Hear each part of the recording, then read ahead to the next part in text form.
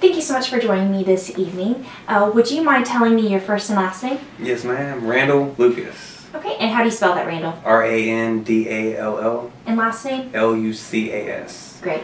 Well, Randall, I wanted to ask you a few questions tonight. I was informed that you are a volunteer firefighter, and I became a little curious about some possible volunteer opportunities that might be open to more people in this community. The very first question I wanted to ask you was, what got you into volunteer firefighting? Well, I started probably about 2 years ago. I was looking into amateur radio, radio communications, and I've always had a servant's heart, willing to help out people when I can, and just pretty much combining the two and help out and just see where it went. Well, great. How long have you been doing this? Probably about a year and a half now. Year and a half? A little bit over, but... Great. And so with volunteer firefighting, how does that differ from being a certified firefighter or a firefighter just on payroll? The main thing is probably the pay. We all have full-time jobs, so we do this on the side, squeeze it in when we can. I've heard most of the firefighters all volunteer.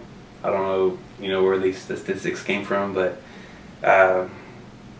they have more full-time to prepare themselves, and we just squeeze it in at meetings and different trainings when we can. And what does the training or certification look like when you want to become a volunteer firefighter? Well, you got your basic CPR, first aid, different stuff like that.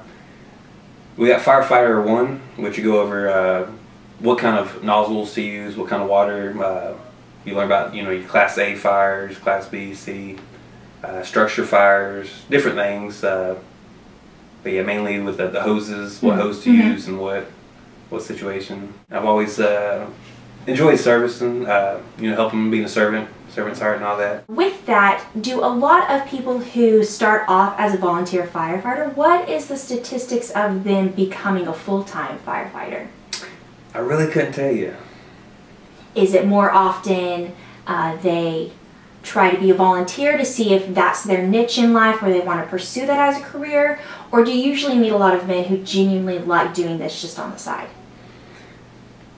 My first time doing it, so I know it's definitely a good thing to get your foot in the door. I got in there for the fire department, but I really like the medical side, assisting with being a first responder, helping any kind of medical calls. But I know a lot of people work with alert.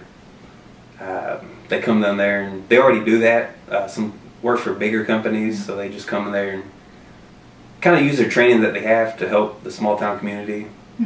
I wouldn't mind maybe expanding and doing some kind of emergency rescue, maybe up in like the mountains, Colorado or something. Well, do you have any advice for people who are possibly looking into becoming a volunteer firefighter or certification or anything like that? I would say check into it. Depends on the area. A lot of them have the junior firefighters. You can start maybe like 13 or 16 or something, like a younger age.